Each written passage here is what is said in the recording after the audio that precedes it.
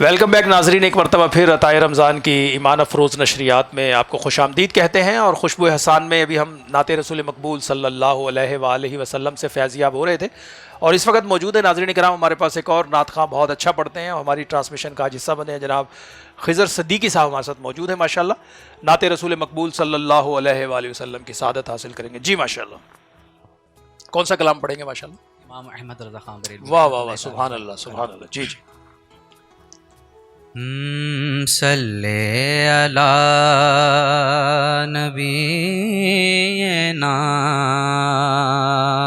واہ واہ واہ، سبحان اللہ. صلی علی محمد صلی اللہ علیہ وسلم. صلی علی کریمنا، سبحان اللہ. صلی علی محمد. عرش کی عقل دنگ ہے، چرخ پہ آسمان ہے. کیا بات ہے. جانے مراد اب کہاں، ہائے تیرا مکان ہے. سبحان اللہ سبحان اللہ. جانے مراد اب کہاں، ہائے تیرا مکان ہے.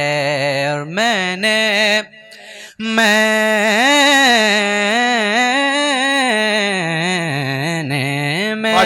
تو مان ہی لیا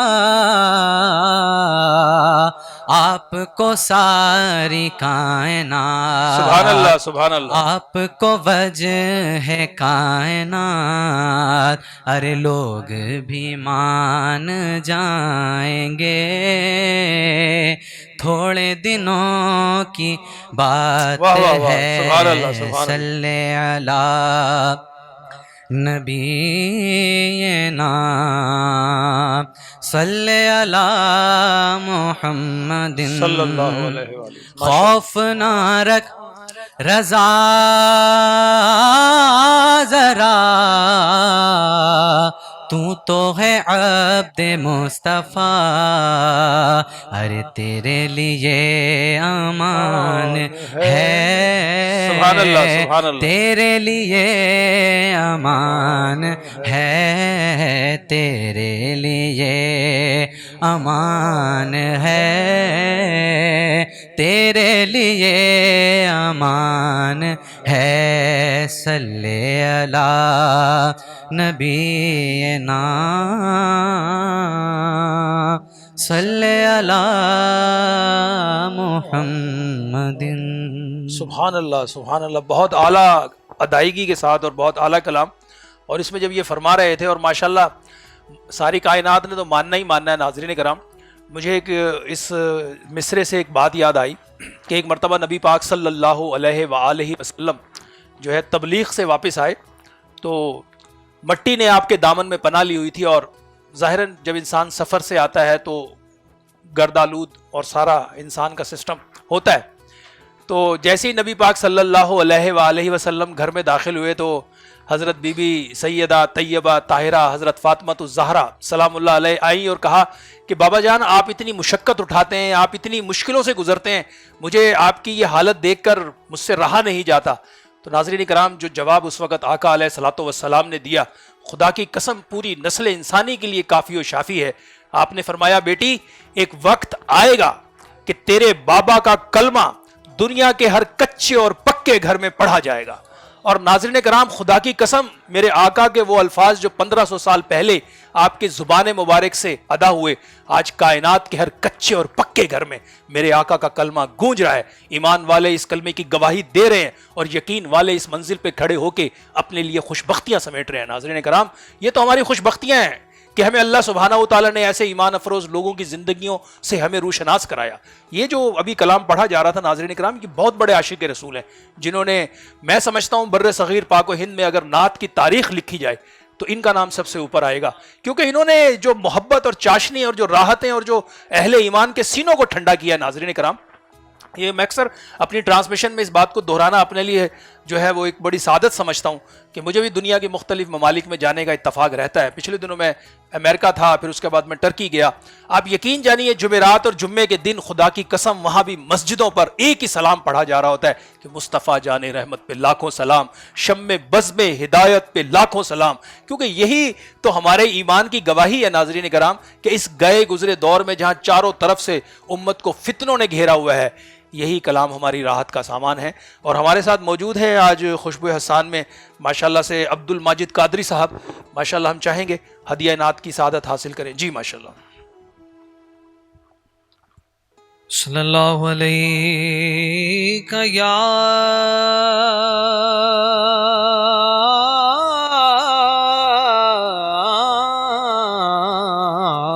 سبحان اللہ سبحان اللہ. یا رسول اللہ وسلم علیک یا حبیب اللہ. کہنا سباب حضور سے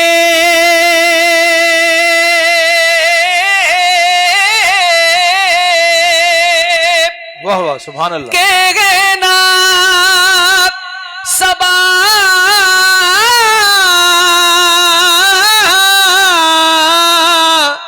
کہنا سبا حضور سے کہتا ہے ایک غلام. صلی اللہ علیہ یا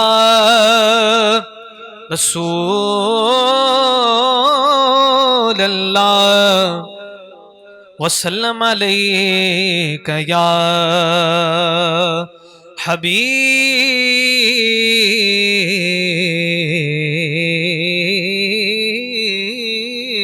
اللہ.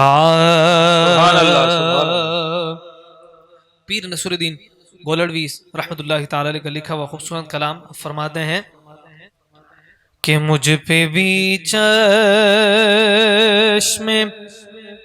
کرم میرے آقا کرنا. سبحان اللہ سبحان اللہ. مجھ پہ بھی چشم کرم میرے آقا کرنا. حق تو میرا بھی ہے رحمت کا تقاضا کرنا. مجھ پہ بھی چشم کرم اور تو کسی کو بھی اٹھاتا لگی اپنے در سے. کیا بات. تو کسی کو بھی اٹھاتا لگی اپنے در سے.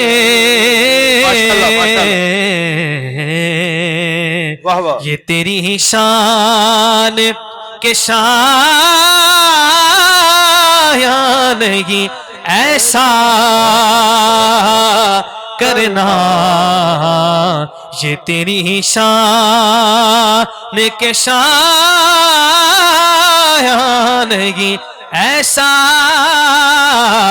کرنا. مجھ پہ بھی چشم کرم اور ان صحابہ کی خوشت وار نگاہ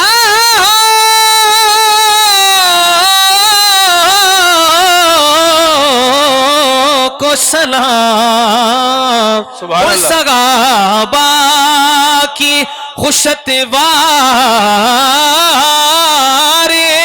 نگاہوں کو سلام، جن کا مسلک تھا طواف رخ زیبا کرنا، جن کا مسلک تھا طواف رخ زیبا کرنا، اور مجھ پہ بیشے میں نصیروں نے کی نظر پڑے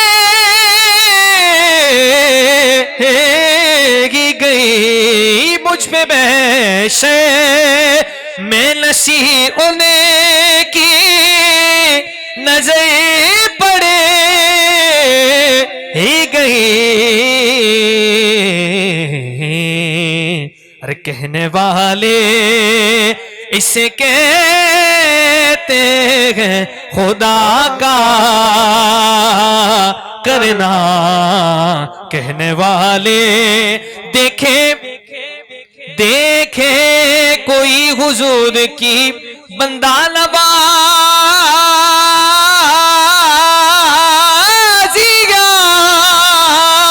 ارے مجھ سا ذلیل مجھ سا کمینہ نظر میں گئے، کہنے والے اسے کہتے ہیں خدا کا کرنا، مجھ پہ بھی چشم کرم گے میرے آقا کرنا۔ ماشاءاللہ ماشاءاللہ، بہت خوبصورت کلام اور بڑی اچھی ادائیگی کے ساتھ۔ ناظرین کرام، یہ عشق و محبت کی باتیں ہیں، یہ دنیا کی داروں اور عقل والوں کی سمجھ میں بڑی مشکل سے آتی ہیں، اور عشق والوں کی منزل کیا ہے ناظرین کرام، یہ تو اہل ایمان ہی جانتے ہیں۔ مجھے اسی نعت کے مصرے سے ایک شعر یاد آ رہا تھا، اور ایک واقعہ یاد آیا کہ ایک مرتبہ ایک شخص جو ہے وہ بغداد سے چلے اور مدینے کا قصد کیا۔ جب مدینے کی سرحد پر پہنچے ناظرین کرام، تو وہاں پر شرطوں نے روک لیا ان کو، اور قافلے کا سارا سامان تلاشی کی اور باقی سارے قافلے کو چھوڑ دیا، اور ان کو جو ہے کہا کہ جی آپ کے لیے اجازت نہیں، آپ واپس جائیں۔ تو وہ بزرگ جو تھے وہ بڑے روتے ہوئے اور دل کی مطلب ایک ظاہراً ایک آدمی کو اگر مدینے نہ جانے دیا جائے تو عاشق کا کیا حال ہوگا، اس کو واپس بھیج دیا۔ اب انہوں نے کیا کیا، اپنا حلیہ چینج کیا، پھر قافلے کے اندر شامل ہوئے، پھر آئے، پھر شرطے نے پکڑا اور انہوں نے کہا کہ بھائی آپ کے لیے اجازت نہیں ہے، باقی قافلے کو چھوڑ دیا۔ اب تیسری مرتبہ ناظرین کرام انہوں نے کیا کیا، اپنے آپ کو سامان کے ساتھ باندھ لیا اور قافلے کے سامان کے ساتھ باندھ کے اور پھر قافلے میں شامل ہو کر آئے۔ اب آئے تو اب پھر سے وہاں پہ جو سعودی پولیس ہے اسے وہاں پر وہاں عربی میں شرطہ کہتے ہیں اس لوگ، جیسے ہمارے یہاں پولیس کہتے ہیں، تو شرطہ جو بڑا شرطہ تھا وہ وہاں پہنچے ہوئے تھے، انہوں نے جناب سامان اتروایا، سامان کھلوا کے اس بزرگ سے کہا کہ آپ واپس جائیں۔ اب انہوں نے جناب پکڑ لیا ان کو، شرطوں کو، بھئی آپ مجھے بار بار کیوں تنگ کر رہے ہیں، مجھے جانے کیوں نہیں دے رہے؟ تو شرطے نے یہ ناظرین کرام اس بزرگ کے پاؤں کو چھوا اور کہا کہ آپ ہمیں معاف کر دیں، آپ کے لیے اجازت نہیں ہے۔ انہوں نے کہا نہیں، آج تو آپ کو بتانا ہی پڑے گا، اگر آپ نہیں ہمیں بتائیں گے تو میں یہیں رو رو کے جان دے دوں گا۔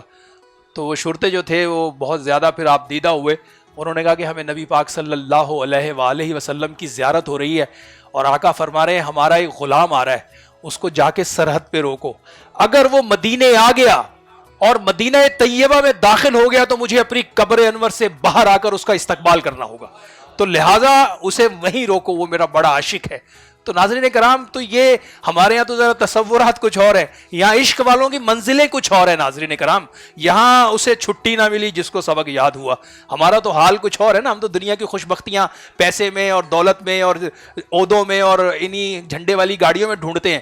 ارے یہ عاشقان رسول ہیں جن کی منزلیں مدینے کی مٹی میں اور مدینے کے غبار میں اور مدینے کے شفاؤں اور ہواؤں میں ہوتی ہے۔ ناظرین کرام، یہ ساری خوش بختی کی باتیں ہیں، اور یہ سبحانہ تعالیٰ کا فضل ہے، کرم ہے کہ ہم اس قابل اللہ نے کیا کہ اس کے فضل سے یہ دو الفاظ بول کے آپ تک پہنچا دیتے ہیں۔ اس وقت ہمارے ساتھ موجود ہیں علامہ غوث مدنی صاحب، ماشاءاللہ سے ہماری ٹرانسمیشن میں آج دوسری مرتبہ شریک ہوئے ہیں، اور آج کا جو موضوع ہے ہمارا ناظرین کرام جس پہ ہم گفتگو کر رہے تھے، بنیادی طور پر جب تک ہم اپنے اس نفس کی اصلاح نہیں کریں گے، جب تک ہم رمضان المبارک کی ان متبرک گھڑیوں میں اس بات کا مصمم ارادہ نہیں کریں گے کہ اب ہم نے اس گناہوں والی زندگی کو چھوڑنا ہے اور ہم نے آنا ہے سیدھی زندگی کی طرف، آخری گھڑیاں ہیں، رمضان جا رہا ہے ہم سے، اور رمضان کی ہمیں کیا تیاری کرنی تھی اور کیا کی، کسی مفتی سے فتویٰ لینے کی ضرورت نہیں ہے۔ تنہائی میں بیٹھیں، ذرا سا خاموشی اختیار کریں اور اپنے اندر جھانک لیں، اندر سے کیا جواب ملتا ہے آپ کو۔ کسی سے فتویٰ مت لے کہ آپ نے کیا کیا، سرٹیفکیٹ لینے کی ضرورت بھی نہیں ہے۔ خدا کی قسم ہر شخص کے اندر اللہ سبحانہ و تعالیٰ نے ایک اندر بٹھایا ہوا ہے، یہ اندر بیٹھا ہوا ہے۔ سب اپنے آپ کو ہر آدمی جانتا ہے کہ ہم کس مقام پر کھڑے ہیں، ہم نے رمضان کے ساتھ کیا سلوک کیا ہے، اور اب ہماری زندگی سے رمضان رخصت ہونے والا، وہ رمضان ناظرین کرام جس رمضان کے لیے نبی پاک صلی اللہ علیہ وآلہ وسلم پورا سال انتظار فرماتے اور دعائیں مانگتے کہ اللہ ہمیں تو رمضان میں داخل فرما دے۔ کیا کہیں گے علامہ صاحب؟ جی ہاں بالکل، رمضان المبارک کا یہ بابرکت اور بارحمت مہینہ ہے جی جس میں اللہ تبارک و تعالیٰ کی رحمتیں بندوں پر چھم چھم بے شک برستی ہیں، جی ہاں، لیکن وہ شخص بڑا نادان ہے کہ جو ماہ رمضان کو اس نے پایا اور اپنی بخشش نہیں کروائی۔ اللہ اکبر، اللہ آقا دو جہاں صلی اللہ علیہ وسلم کا فرمان ہمارے سامنے موجود ہے، ہم سنتے بھی ہیں، لیکن چونکہ ہم بشر ہیں اور ہمارے دو کان ہیں، ہم ایک کان سے سنتے ہیں دوسرے کان سے نکال دیتے ہیں۔ صحیح، آقا دو جہاں صلی اللہ علیہ وسلم نے ارشاد فرمایا کہ جس نے رمضان کو پایا اور وہ شخص اپنی بخشش نہ کروا سکا تو وہ ایسا شخص تباہ و برباد ہو جائے۔ جی ہاں بالکل، یہ سرکار کی دعا تھی، اس پر آمین کا حضرت جبرائیل نے۔ تو ذرا ہمیں غور کرنا چاہیے کہ دعا ہو، اس کی تھوڑی سی اصلاح فرما لیں۔ یہ جو دعا کی ہے ضرر، یہ حضرت جبریل امین نے کی اور نبی پاک صلی اللہ علیہ وسلم نے اس پہ آمین فرمایا ہے۔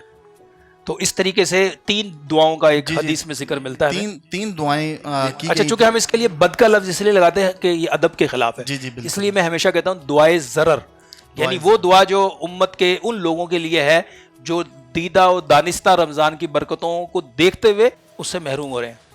جی بالکل، نبی پاک علیہ الصلوۃ صلی اللہ علیہ والسلام جب آپ تین زینوں پر، پہلے زینے پر آپ نے قدم وار کر رکھا تو آپ نے ارشاد فرمایا آمین، آمین، بالکل۔ دوسرے پر قدم رکھا آپ نے ارشاد فرمایا آمین، تیسرے پر قدم رکھا تو آپ نے پھر فرمایا آمین۔ جی جی، صحابہ نے پوچھا یا رسول اللہ صلی اللہ علیہ وسلم آپ نے 3 مرتبہ آمین ارشاد فرمایا ہے، اس کی وجہ کیا ہے؟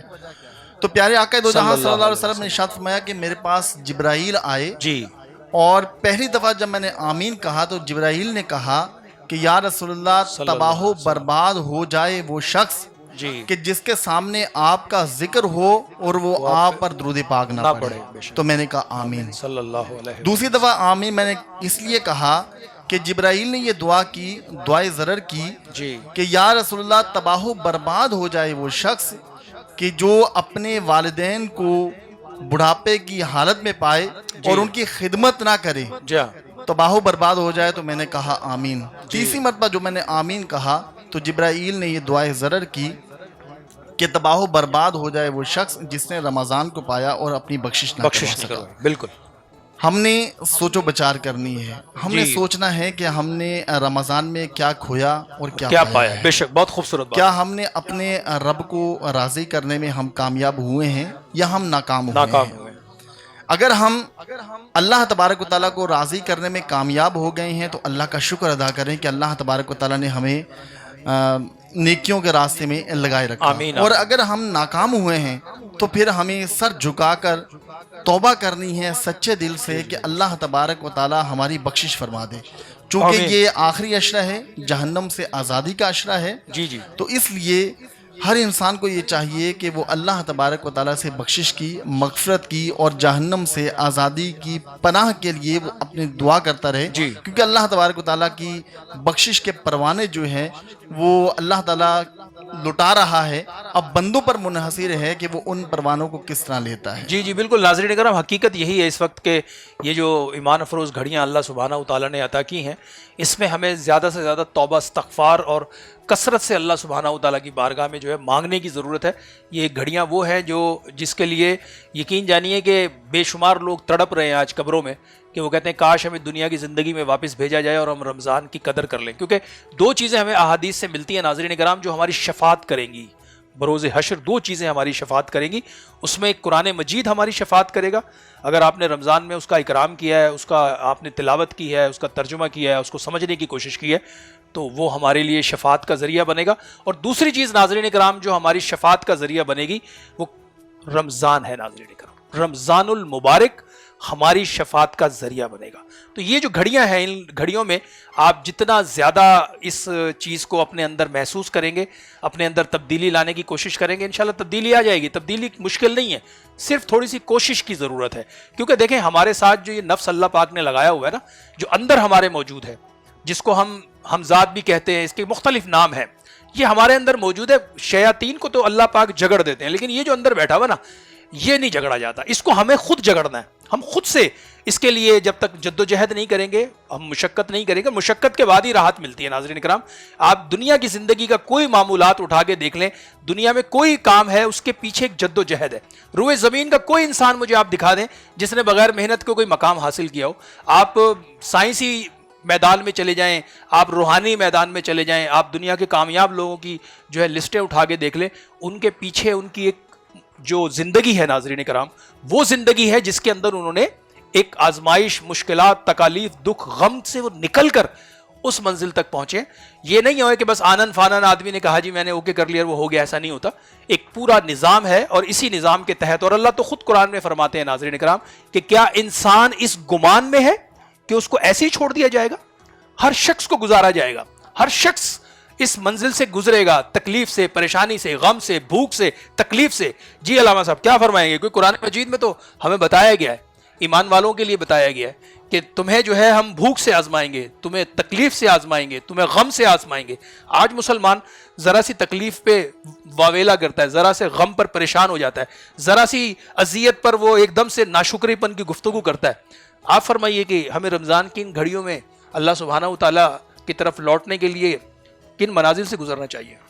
بسم اللہ الرحمن الرحیم. دیکھیں ایک بات یہ جی جی کہ حضور پاک صلی اللہ علیہ وسلم نے فرمایا کہ جب بندے کو کانٹا لگتا ہے نا, جی کیا بات ہے, کانٹا لگنے پر بھی اس کے گناہ معاف فرمایا. کیا بات ہے, ماشاءاللہ. دیکھیں رب تعالیٰ کتنا رحیم ہے بے شک اپنے بندوں پر, رب تعالیٰ اپنے بندوں سے کتنی محبت کرتا ہے. سبحان اللہ. اور یہ جو رمضان گزر رہا ہے, یہ رمضان میں تو یوں کہوں گا کہ ہم نے اس طرح گزار لیا ہے کہ جو لوگ سارا دن رکھتے ہیں روزہ, جی بس ظہر کے بعد عصر کے بعد انتظار میں ہوتے ہیں کہ بس اذان ہو, نماز پڑھوں اور پھر میں جاؤں سگریٹ والا سگریٹ پہ, نسوار والا نسوار پہ, پان والا پان پہ. وہ بس یہ سمجھتے کہ روزہ رکھ لیا, پچھلے سارے گناہ معاف, اب نیا کھاتا کھلے گا. وہ سمجھتے ہیں کہ رمضان سحری سے افطاری تک ہے بس. جی اس کے بعد یہ افطاری کے بعد تراویح رمضان کا حصہ نہیں. اصل میں علامہ صاحب یہ گمراہی باقاعدہ ہمارے چینل کے ذریعے پھیلائی گئی. مجھے یاد ہے ایک موصوف ہیں, انہوں نے تو باقاعدہ چینل پر آ کر کہا کہ رمضان جو ہے صرف سحر سے افطار تک ہوتا ہے, اس کے بعد رمضان ختم. یہ آپ ہی کی بات جو ہے نا اسی سے میچ ہو رہی ہے کہ لوگ جو ہے ان کی شاید انہوں نے بات سن لی ہوگی, جبکہ رمضان تو رمضان ہے, اس کی راتیں بھی رمضان ہے, اس کا دن بھی رمضان ہے. بالکل. جی اصل میں وہ جو ہے نا ہم لوگ یہ سمجھتے ہیں کہ بس روزہ رکھ لیا, روزے دار بن گئے, جی اور رات کو ہم جو کریں ہماری مرضی ہے. صحیح. اور اس طرح کہ ہم لوگ یہ چاہتے ہیں کہ اسلام ہماری مرضی کے مطابق ہو. واہ واہ واہ, کیا بات. ہم یہ سمجھتے ہیں کہ ہم مرضی کا اسلام چاہتے ہیں, بس ہماری مرضی جس میں ہے وہ اسلام چاہیے. ہم یہ چاہتے ہیں کہ امام صاحب ہماری مرضی کے مطابق ہوں. جی. اب امام صاحب اگر ہم نے سلیکٹ کرنا ہوتا ہے تو وہ کمیٹی والے سلیکٹ کرتے ہیں. اچھا, پھر وہ امام ہاں یہ بات بڑی کی آپ نے. امام صاحب کو بولتے ہیں امام صاحب آپ نے یہ گفتگو کرنی, اس ٹاپک پہ گفتگو کرنی ہے. صحیح. امام صاحب نے اگر حلال حرام کی بات کر لی تو معاملہ خراب ہے. جی. امام صاحب نے اگر کوئی اور بات کر لی اس طرح کی جس کے اندر نصیحت ہو, معاملہ خراب ہے.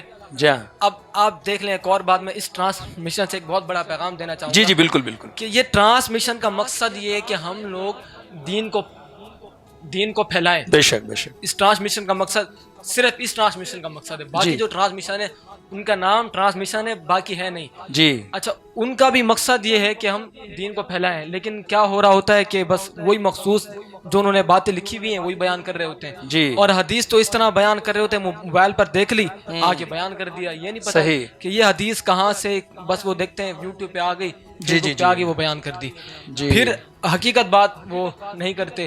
تو جب حقیقت بات ہی نہیں کریں گے تو لوگوں تک حقیقت بات کیسے پہنچے گی؟ صحیح. تو آج ہمیں یہ ہر بندے کو ٹائٹ ہونا ہوگا, اسلام کو ہر گھر تک پہنچانا ہے, تب جا کر یہ اسلام ہمارا مضبوط ہوگا, ہمارے یہ مسلمان مضبوط ہوں گے. جی بالکل بے شک. ناظرین کرام, ہمیں تو یہ کہا گیا ہے کہ پورے کے پورے دین میں داخل ہو جاؤ, اور بالکل صحیح بات کی علامہ صاحب نے کہ اس وقت جو میڈیا ہاؤسز میں ہو رہا ہے اور جس قسم کا جو فحش اور جو انداز انہوں نے اختیار کیا ہوا ہے ناظرین کرام, یہ آخری درجے کی میں سمجھتا ہوں کہ ایک بے شرمی ہے. اور یہ لوگ اتنے ڈھیٹ بنے ہوئے ہیں اور یہ سمجھ رہے ہیں کہ ہم بہت اچھے کام کر رہے ہیں. یہ ان کو ایک اندر سے یقین دلایا گیا. تو قرآن مجید میں اللہ سبحانہ و تعالیٰ نے ہمیں فرمایا, اور ناظرین کرام یہ اس وقت کی پوری صحیح تصویر ہے, اور وہ کیا فرمایا؟ اللہ فرماتا ہے کہ ہم ان کے گناہوں کو ان کی نگاہوں میں خوشنما بنا دیں گے, یعنی کہ ان کو ان کے گناہ ہی نہیں لگیں گے.